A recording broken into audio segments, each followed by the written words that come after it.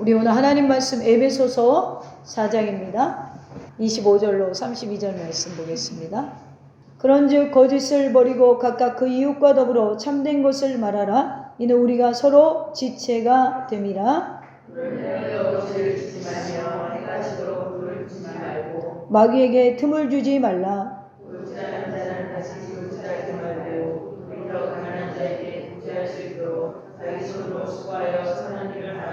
무릇 더러운 말은 너희 입 밖에도 내지 말고 오직 덕을 세우는 데 소용되는 대로 선한 말을 하여 듣는 자들에게 은혜를 끼치게 하라.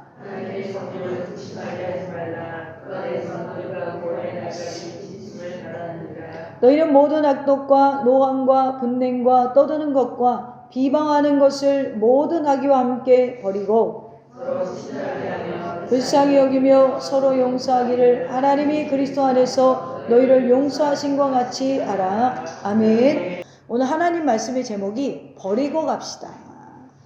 할렐루야.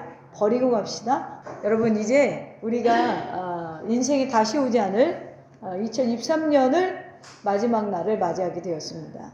이렇게 세월과 함께 사라져가는 인생사에서 가는 세월과 함께 우리가 생각해야 될 영적인 교훈들이 무엇인가. 오늘 이제 본문 말씀을 우리 함께 나누기로 한번 생각을 해봤습니다. 그래서 우리는 일반적인 사람들은 가는 세월이 좀 아쉽고 뭐 그렇기도 하겠지만 우리 믿는 성도들은 말씀으로 지난해를 돌이켜보고 말씀으로 새해를 맞이해야 될 줄로 믿습니다. 그러므로 오늘 사도 바울이 에베소 교회에 교훈한 내용을 보면서 2023년의 마지막 주일을 우리가 맞이하고 보내기로 하겠습니다.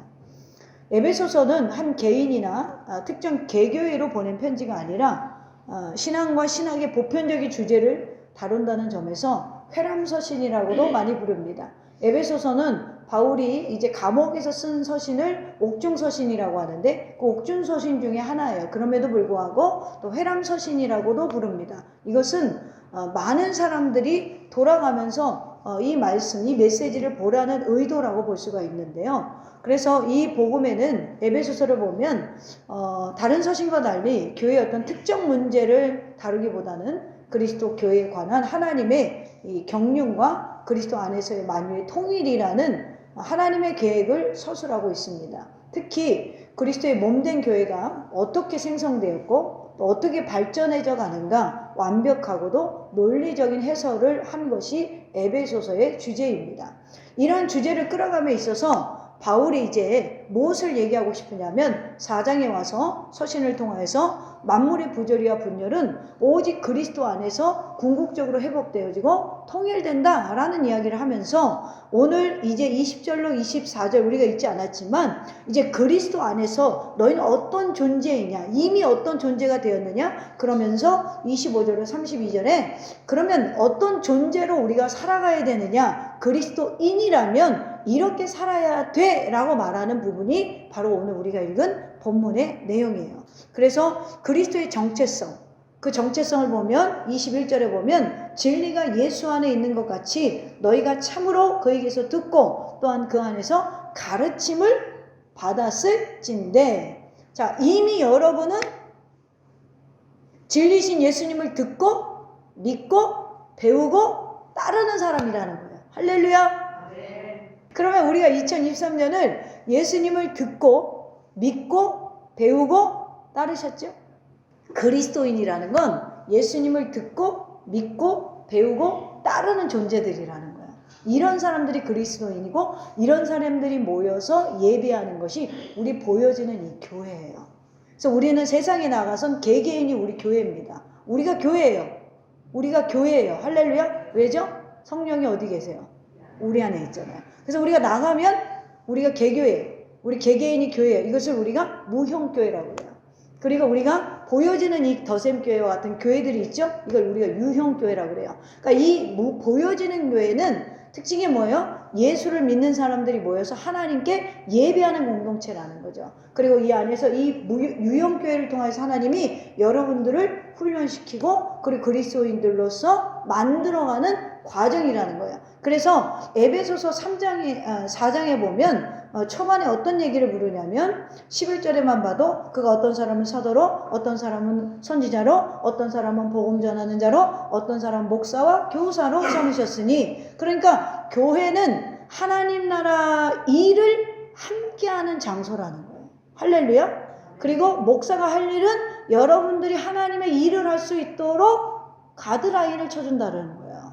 교육시키고 양육시키고 성장시킨다는 거죠. 그게 제 할 일이에요. 그래서 목사와 교사는 본문 11절에서 말하는 목사와 교사는 같은 말이에요.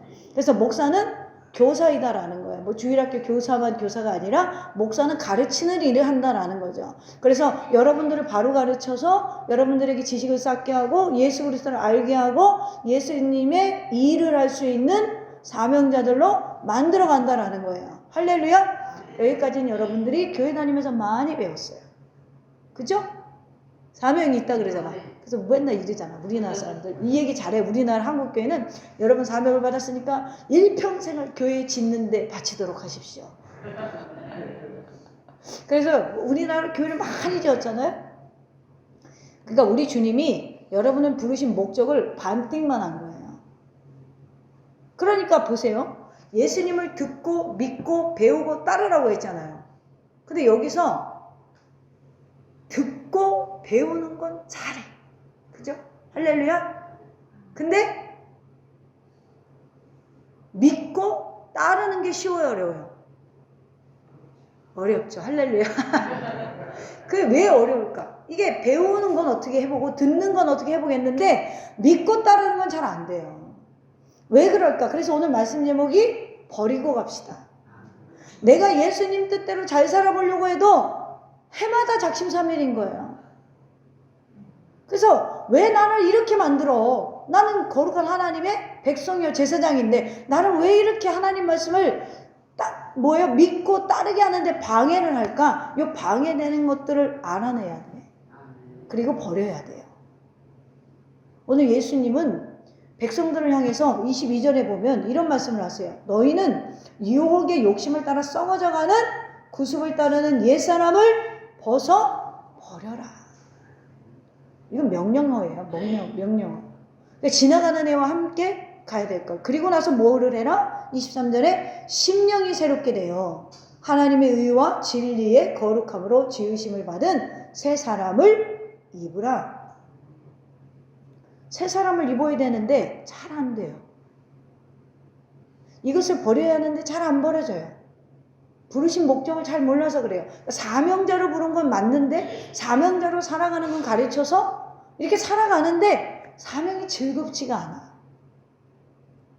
즐거워서 하는 사람 몇이나 되겠어요. 저는 제가 일찍 우리가 이 바닥이라고 하는데 이 목회 바닥에 들어왔는데도 나는 되게 열심히는 하지만 열심히는 하는데 행복한지를 몰랐어요. 그래서 내가 왜 하나님의 일을 하는데 행복하진 않지? 이 부르심의 목적을 반띵만 알아서 그랬어요. 그러니까 반띵만 하니까 완벽하게 내가 성장을 못하는 거예요. 근데 어느 순간부터 예수님을 위해 사는 게 행복하다는 걸 알게 됐어요. 하나님이 나를 얼마나 사랑하고 나를 얼마나 당신의 자녀로 당신의 형상을 회복하기를 원하는지를 알게 되니까 오늘의 상황이 어렵고 힘들어도 이게 행복한 거예요. 우리가요, 참 한국교회는 사명을 많이 강조했어요. 물론 사명에 따라 부는 건 맞습니다. 그러다 보니까 뭘 놓치냐면 성화의 과정을 놓쳐요. 이 성화의 과정을 놓치면 사명을 완수할 수도 없고요. 사명에 가는 길이 즐겁지도 않아요. 그래서 여러분 우리가 골로새서 3장 10절을 한번 볼까요? 합독해 보겠습니다. 새 사람을 입었으니 이는 자기를 창조하신 이의 형상을 따라 지식에까지 새롭게 하심을 입은 자니라. 아멘. 자, 오늘 분명히 새 사람을 입었대요. 자, 이 세 사람도 이전에 뭐를 하냐면 악한 마음, 탐시, 우상 숭배 그 가운데 행하실 때 이거 다 벗어버렸다는 거예요. 그리고 나서 우리 보고 새 사람을 입었대요. 근데 오늘 우리가 에베소서 4장 보면은 24절에 뭐라고 그래요? 지으심을 받은 새 사람을 입으라 이렇게 말해요. 그러니까 여기는 입으라고 그러고 골로새서에서는 입었대요. 그러면 바울이 이걸 틀린 말을 하는 게 아니겠죠. 그리스도 안에서 새롭게 된 자는 새로운 사람이 되었다는 거예요. 그러면 새로운 사람이 되었는데 우리에게 남은 게 뭐냐면 골로새 3장 10절에 뭐라고 그러냐면 자기를 창조하신 이의 형상을 따라 지식에까지 새롭게 하심을 입은 자니라. 할렐루야. 베드로후서 1장 4절에 보면 베드로가 이런 말을 해요. 너희들을 신성한 성품에 참여하는 자 되게 하려고 부르셨다라는 거예요. 자, 그러면 하나님께서 우리에게 새로운 사람을, 새로운 영을 부어주셨어요. 그러면 새로운 영을 부어주신 이유, 생명을 주신 이유는 뭐예요? 여러분들이 예수님 밖에 있을 때는 죽은 상태였다라는 거예요. 그래서 새로운 사람을 입혔다는 거죠. 새로운 영을 부어주셨다라는 거예요. 그럼 예수님 밖에 있을 때 우리가 죽었다라는 근거가 뭐예요?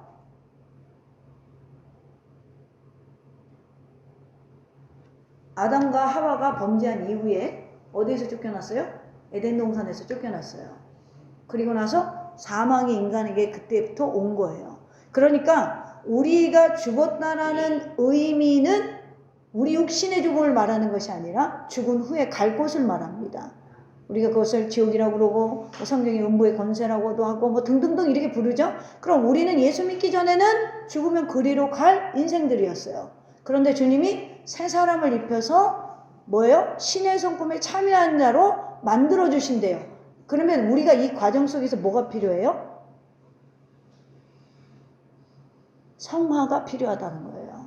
할렐루야. 그래서 거듭남과 성화는 따로가 아니에요. 거듭난 사람은 뭘 하고 싶냐면 이제는 하나님을 닮아지는 과정이 있다라는 거예요. 그러니까 하나님을 닮아지는 과정, 이제 죄로부터 끊긴 그 삶이 이제 생명을 얻었으니 우리가 육신의 남은 시간 동안에 신의 성품에 참여하는 자, 신의 성품을 회복하는 자, 다시 말하면 하나님의 형상을 회복시키는 과정이 있어야 된다라는 거예요. 그래서 신성한 성품에 참여하는 자 되게 하려고 부르신 목적이 나머지 반띵을 채워야 된다라는 거예요. 할렐루야. 그래서 우리를 부르신 목적을 크게 두 가지예요. 하나는 신의 성품에 참여하기 위해서 하나님의 형상, 하나님의 이미지를 회복시키기 위해서 부르셨다는 거예요. 왜요? 하나님이 우리를 태초부터 뭘로 만드셨죠? 하나님의 형상을 따라 지었다는 거예요. 그런데 범죄한 이후에 이 형상을 잃어버렸어요. 그래서 이 형상을 회복하시기 위해서 여러분을 부르셨다는 거예요. 두 번째는 뭐죠? 그 형상을 가지고 사명을 완주하라고 부르셨다라는 거예요. 할렐루야. 그래서 우리를 부르신 목적을 정확히 알아야 오늘 버릴 수가 있어요. 이걸 모르니까 버리는 거에 우리가 너무나 지금 등한시하고 있어요. 그러면서 우리가 이제 지나가는 이 해에 함께 버리고 가야 될 건 뭐냐? 왜요?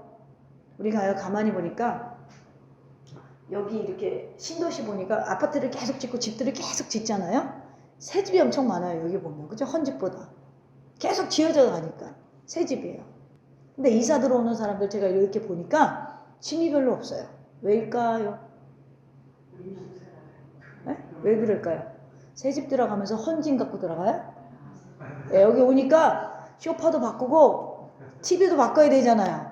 네? 장은 없잖아. 정 없어도 되잖아. 요즘 아파트 들어가면 다 없어도 돼요. 다 안에 할 수 있어요. 배터리가 있어요. 그러면 짐이 별로 없어요. 새 집에 걸맞는 침대를 놔야 되고 TV를 놔야 되고 예전에 냉장고 하나였는데 2칸짜리 집이니까 2칸을 넣어야 돼요. 그러니까 옛날 건 버리고 새 집에 맞춰서 가구나 가전제품들이 많이 들어가니까 별로 이삿짐들이 밖에서 들어오시는 분들이 많지가 않아요. 마찬가지로 우리가 새해를 맞이하는 것도 옛 것을 버리고 가야 작심삼일을 면할 수 있다는 거예요. 오늘 말씀을 통하여 하나님 보시기에 내가 합당하지 못한 것, 이제 예수님의 의로운 옷으로 새로운 사람으로 우리가 새 사람을 입으려면 우리 뭘 버려야 될까요? 오늘 본문에서 첫째로 거짓을 버리라 라고 말하고 있어요. 지나가는 해와 함께 뭘 버려라? 거짓을 버려라. 거짓된 인생을 버리라는 거예요. 자, 우리가 유혹의 욕심에 따라 썩어져가는 옛사람의 속성 중에 바울이 가장 먼저 말하는 게 뭐죠? 거짓을 버리래요. 이 에베소서는 누가 읽는 거다? 교회뿐이 아니라 평범한 성도들이 돌아가면서 보라고 쓴 거예요. 그런데 너희들이 이제 하나님의 자녀야. 하나님의 자녀로서 출발하려면 뭘 버려라? 거짓을 버려라. 25절에 분명히 말씀하고 있어요. 거짓을 버리라. 자, 바울이 옛사람의 속성 중 왜 첫 번째를 거짓으로 이야기하냐. 그 큰 의미를 우리가 둬야 된다는 거죠. 거짓을 버리고 29절에 보면 무릇 더러운 말은 너 입 밖에도 내지 말고 오직 덕을 세우는데 소용되는 대로 선한 말을 하여 듣는 자들에게 은혜를 끼치는 말을 해라. 할렐루야.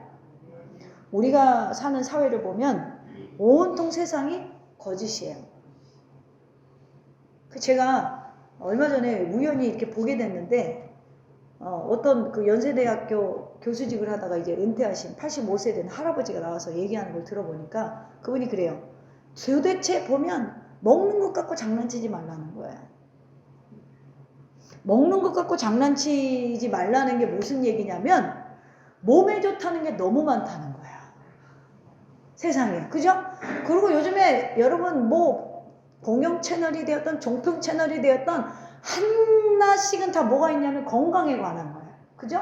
건강에 관한 거야. 또 뭐 있어요? 여행에 관한 거야. 우리나라가 여행에 심취한 게 언제부터인지 여러분 아세요?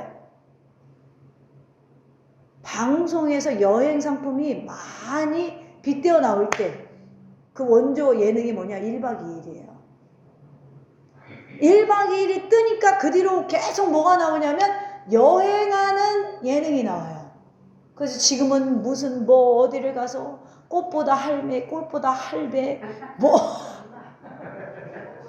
그걸 넘어서 요즘에는 뭐 무슨 삼총사 뭐 하고 뭐 우리가 그 방송 매체를 통해서 그 정보가 없으면 몰라서 보면 어때? 가고 싶지. 나도 가고 싶어. 그건 누구나 가고 싶은 거예요. 왜요?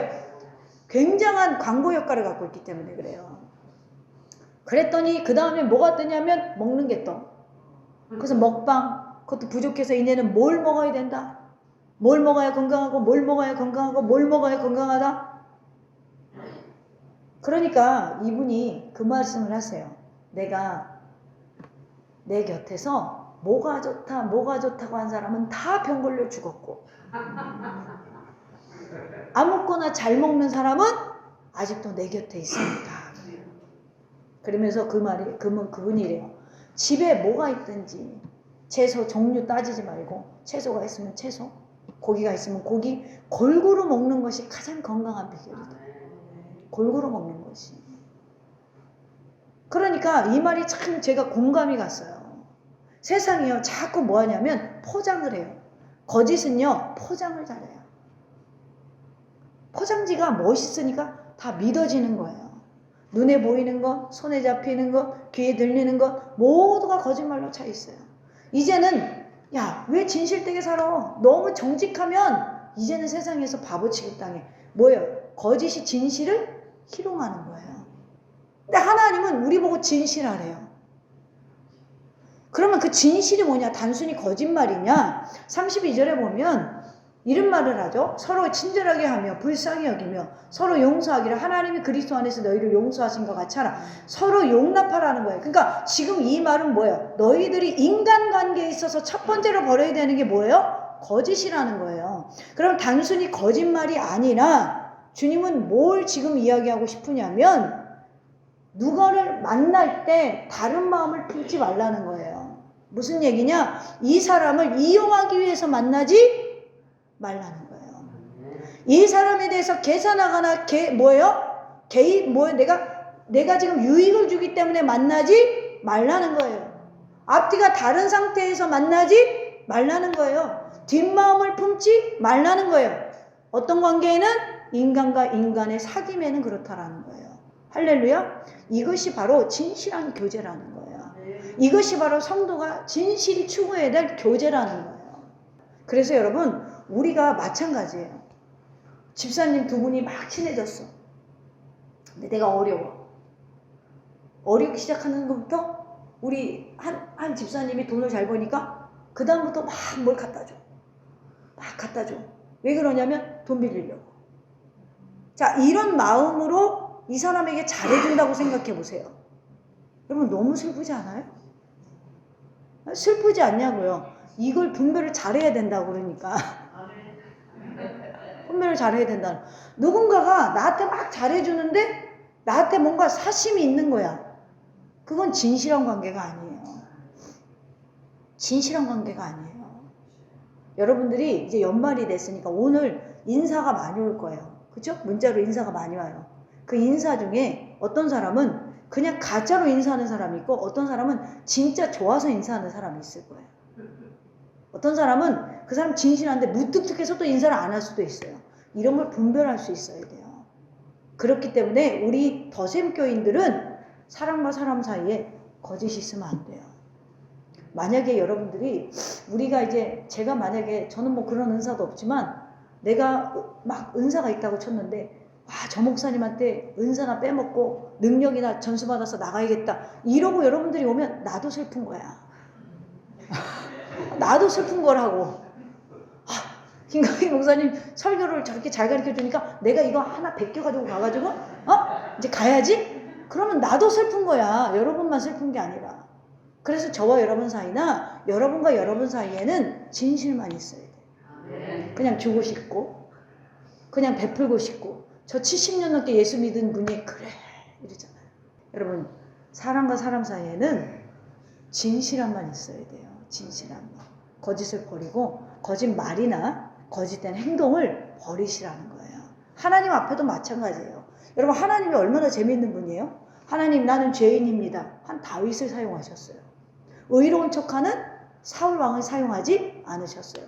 사울 왕 얼마나 웃겨요? 사무엘이 와서 혼내키니까 뭐라 그래요? 저기 내가 잘못한 거 인정하겠는데 백성들 앞에서 날 좀 지켜주세요. 사울 왕이 이런 사람이에요. 내가 잘못한 거 인정하겠다니까요. 근데 백성들 앞에서는 나를 왕으로 좀 인정해 주세요. 하나님 누구를 선택하죠? 다윗을 선택하세요. 다윗은 뭐예요? 나 죄인이에요. 나 떠나지 마세요, 주님. 하나님의 신이 떠날까봐 날마다 전전긍긍했어요. 하나님 나 버리지 마세요. 여러분 새해에는 다른 사람을 향하여서 자신의 유익을 보지 말고 사심을 갖지 말고 다른 마음을 품지 말고 우리가 뭐예요? 계산하거나 이용하지 말고 진실함으로 사람을 사귀면 여러분 전도는 자동으로 돼요. 여러분 존귀하게 대해주는 거예요. 진실한 교제, 참된 것을 말하는 교제가 꼽히는 저와 여러분 되기를 주님의 이름으로 축원합니다. 자, 두 번째로 우리가 버려야 되는 건 지나가는 애가 버려야 되는 건 분냄을 버려야 돼요. 바울은 예수님이 아니라서 좀 우리에게 위로를 줘요. 분을 내어도. 그러니까 분을 안 난다고 하지 않고 분을 내어도 해가 지도록 품지 말라. 유대인들은요. 해가 지는 시간이 하루가 시작되는 시간이에요. 우리나라처럼 저기 0시 24시간 지난 그 시간이 아니라 그러니까 안식일이 언제부터 시작되냐면 금요일 저녁부터 시작되는 거예요. 해 지는 시간부터. 이때서부터 이제 더러운 거 만지지 않습니다. 예, 이 분리가 있어요. 그러니까 우리가 이 본문도 그 배경 속에서 이해를 해야 돼요. 그러면 해가 지도록 분을 품지 말라는 건 화가 나면 그날 풀라는 거예요. 화가 날 수도 있지만 화를 오래 품지 말래요. 이유는 뭐죠? 27절에 이야기가 있어요. 마귀에게 틈을 주지 말라. 성경에서 어둠은 마귀의 시간이거든요. 그러니까 해가 지도록 품지 말라는 건 어두운 시간에 어두운 곳에서 어두움에게 틈을 주지 말라라는 거예요. 그러니까 어떤 사람은 해가 있는 낮에는 화를 내더라도 해가 지면은 화를 거두어야 됩니다. 이렇게 이야기하는 분들도 있지만 그 이야기를 하는 것이 아니라 인간으로서 충동이 자동으로 일어나지만 뭐예요? 이것을 빨리 마귀가 틈타지 않도록 정리를 해야 된다라는 거예요. 그리고 인간이기 때문에 화를 누구나 낼 수 있기 때문에 우리는 화내는 사람을 정죄하지 말라는 거예요. 예수님께서 회당에 모인 사람들에게 분노하신 적이 있어요. 예수님인데도. 사람들이 예수님을 고발하려고 한쪽 손이 오그라든 사람을 예수님께서 고쳐주시는지 보고 있어요. 장애를 가진 사람을 고치는데 그 고치는 거에는 관심이 없고 안식일이라는 거 책망하는 것만 관심을 가지자 예수님이 화를 내셨어요. 그러니까 뭐예요? 주님이 궁극적으로 봤을 때 잘못한 거는 주님도 화를 내시는 장면이 있습니다. 이것이 마가복음 3장에 있습니다. 그리고 요한복음 2장에 보면 예수님께서 예루살렘에 올라가셨을 때 성전 뜰에서 소와 양과 비둘기 파는 사람들과 돈 바꿔주는 사람들이 앉아있는 걸 보고 노끈으로 채찍을 만들어서 막 내쫓았어요. 그래서 여러분, 주님의 집을 생각하는 열정, 그러니까 우리가 하나님의 교회는 뭐예요? 사심 있으면 안 된댔죠. 그러니까 이 사람들이 예전에는요, 한 달, 두 달 이렇게 거리를 걸어와서 예루살렘에서 6월절에 양을 바치거나 뭐 자기가 가지고 있는 뭐예요? 짐승을 바쳤어요. 근데 여러분 생각해 보세요. 양을 한 달 동안 여행을 데리고 다니면 걔 상태가 어떻겠어요? 안 좋죠.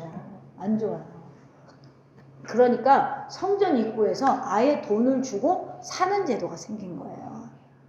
그러니까 이거를 하다 보니까 목적은 처음에 뭐였어요? 예배를 잘 드리자, 잘 바치자였는데 어느 순간 눈이 뒤집어진 거야. 뭐에? 이익에.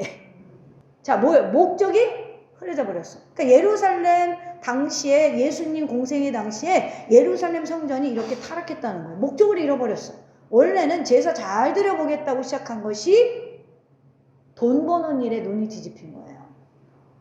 이때 예수님도 화를 내셨어요. 그러나 성도 여러분, 화는 인간에게 자연스럽지만 문제는 분노가 지나쳐서 죄를 짓게 할 수 있다는 거예요. 왜 그러죠? 마귀에게 틈을 내어주는 거기 때문에. 그래서 화나는 일이 있지만 마귀가 틈타지 않고 죄 짓지 못하도록 우리는 뭐예요? 분을 품지 말고 버리라고 명령하는 거예요. 실제로 여러분들이 살아가면서 화나는 일을 품고 있으면 커집니다. 그게 없어지나요? 그 사람만 보면 또 열받아. 없어진 것 같은데 또 열받아. 실제로 이 권사님들이 이렇게 연세 드신 분들 대화해보면 나는요 다 용서했어요. 우리 남편이요 나 젊었을 때 때리고 나가서 다른 여자 만나는 거 다 용서하고 지금 살잖아요. 그런데 죽었는데도 또 얘기하다가 흥분해. 그거 뭐야? 마음이 안 됐다는 거야. 안 풀어졌다는 거야. 그런데 그 인간이요 나한테 평생 미안하단 말을 한 번 안 했어요. 이러신단 말이에요. 그러니까 뭐예요? 화는요 빨리 풀지 않으면 자꾸 뭘 가져다 주냐면 상처와 그리고 우리 화를 죄 짓는 걸 더 크게 만들어요. 그렇기 때문에 버려야 돼요. 요한복음 13장 이전에 가보면 마귀가 벌써 시몬의 아들 가룟 유다의 마음에 예수를 팔려는 생각을 넣었다. 그러니까 예수님 팔려는 생각을 누구에게 넣었어요? 마귀가 넣었다는 거예요. 그렇기 때문에 우리는 어떻게 해야 돼요? 마귀에게 틈을 내어주지 말아야 돼요. 그러니까 작심삼일이 안 되려면 분냄을 버리세요. 할렐루야. 이 분냄을 버리시고 내 마음의 상처도 2023년과 함께 보내세요. 과거에 지금까지 왜 저라고 상처 준 사람이 없겠어요? 저 정말 회고록을 써도 내가 이름 다 기억해. 나한테 상처 준 성도들. 내가 이런다고 생각해 보세요, 여러분. 잊어야 되는 거예요. 또 보면 웃을 수 있고 또 보면 커피라도 한 잔 사줄 수 있는 그런 사람들이 되시기를 주님의 이름으로 축원합니다. 세 번째로 뭘 버려야 되냐? 우리 28절에 보니까 도둑질하는 자는 이렇게 돼 있어요. 도둑됨을 버리래요. 자, 거짓말도 찔렸어. 분내는 것도 좀 찔렸어. 근데 도둑질에 오면 우리랑 상관이 없어. 왜? 우린 도둑질한 게 없거든. 과연 그럴까요? 성경이 말하는 바울이 말하는 도둑을 정의할 때 지금 어떻게 정의하고 있는가를 봐야 돼요. 우리가 생각하는 그냥 막 어디 가서 뭘 훔쳐오는 도둑질이 아니라 바울이 뭐라고 그러냐면 도둑질하는 자는 다들 도둑질하지 말고 돌이켜 가난한 자에게 구제할 수 있도록 자기 손으로 수고하여 선한 일을 하라. 자, 이 본문을 대조시켜 보세요. 도둑질하는 자는 도둑질하지 말고 가난한 자에게 구제할 수 있도록 자기 손으로 수고하여 선한 일을 하라. 그 가운데 정점에 뭐가 있어요? 돌이키다가 있어요. 돌이키다는 회개하다예요. 원어로 보면 회개하다가 돌이킨다는 거예요. 그러니까 지금 후반에 가서 가난한 자에 구제할 수 있도록 자기 손으로 수고하여 선한 일을 하라. 그러면 수고하여 선한 일을 하라 라는 건 뭐예요? 정직하게 돈 벌라는 거예요. 정직하게 돈 벌지 않은 걸 성경에서는 그게 도둑이라는 거예요. 왜? 하나님은 정직과 성실하신 분이잖아요. 오죽하면 바울이 야 교회에서 일하기 싫은 자는 먹이지도 말라. 그러니까 일하지 않는 자들. 이 당시에는 예수님이 금방 올 줄 알았어요. 그러니까 뭐 하냐면 교회에 와서 진을 치는 거야. 먹고 자고 에? 샤워하고 이런 사람들이 많았어요. 그러면서 이 사람들이 가만히 있는 게 아니라 옆에서 일 열심히 하는 사람들한테 가서 일하는 거야. 야 주님이 금방 오실 건데 일해서 뭐해 의태야. 미래가 없어. 너는 이제 신앙생활을 하다가 이제 주님 오시면 들림 받으면 돼. 요렇게 교회를 분탕질하는 사람들이 있었어요. 이런 사람들한테 바울이 먹을 거 그만 주라 그래요. 왜죠? 일하지 않으니까. 그러니까 성경에서 바울이 말하는 도둑질은 지금 생각하는 뭘 훔치고 백화점 들어가서 명품백을 훔쳐오고 뭘 훔쳐오고 이런 게 아니라 성실하게 정직하게 하나님의 사람들은 세상에서 손해를 봐도 그렇게 돈을 벌어야 된다는 거예요. 그리고 너희가 성실하게 번 돈으로 뭐를 해라? 가난한 자에게 구제할 수 있는 자기 손으로 수고한 것으로 가난한 자를 도우라 라고 말하는 거예요. 할렐루야. 여러분 오늘 정당하게 노력하지 않고 거짓말로 그리고 거짓말이 들통나서 분내고 이게 이어지는 거거든요. 오늘 본문이 다 이것이 바울이 보기에는 도둑질이다 라고 말하는 거예요. 올 한 해 우리가 불의한 방법으로 이익을 얻었는지 생각해보고 이제 2024년에는 정직한 방법으로 주님의 선한 일에 힘쓸 수 있는 저와 여러분 되기를 주님의 이름으로 축원합니다. 마지막으로 우리가 지난해와 함께 버려야 되는 건 30절에 하나님의 성령을 근심하게 하지 말라. 물론 앞서 이 모든 것들은 우리가 죄를 지을 때 성령님이 근심합니다. 여러분 성령님이 어디 계셔요? 마음에 있다고 다 알고 계시네요. 다 알고 있는데 교회에 있을 때랑 교회 밖에 있을 때랑 우리가 다를 때가 있잖아요. 누구 있을 때랑 누구 없을 때랑 다를 때가 있고. 자, 그럴 때 주님 뭐 하신다? 근심하신다는 거야. 얘는 좀 된 줄 알았더니 왜 이런 거야? 여러분 성령님이 어디 계시다고요? 마음에 계세요. 여러분의 마음을 가장 먼저 아시는 분이 누구예요? 성령님이에요. 자, 이제 그 대답을 했으니까 24년에는 핑계치 못하리라. 여러분 그 성령님이 여러분이 생각하는 것 어쩔 때는 야 나를 좀 믿어봐 주님이 그러는데 계속 의심하는 거야. 그럼 성령이 근심하지 않겠어요? 내가 너를 도와줄게. 근데 맨날 불안해. 초조해. 야 너 좀 집중해서 뿌리를 내리고 참 성경 좀 읽어봐라. 성령님이 그러는데 맨날 집중을 못하고 성경을 안 읽어. 그럼 성령이 근심하지 않겠어요? 제가 지금 웃자고 이런 이야기들을 하지만 우리가요 성령을 근심하게 하지 말라. 자 보세요. 거짓말이나 분이나 이 도둑질은 겉으로 보여요.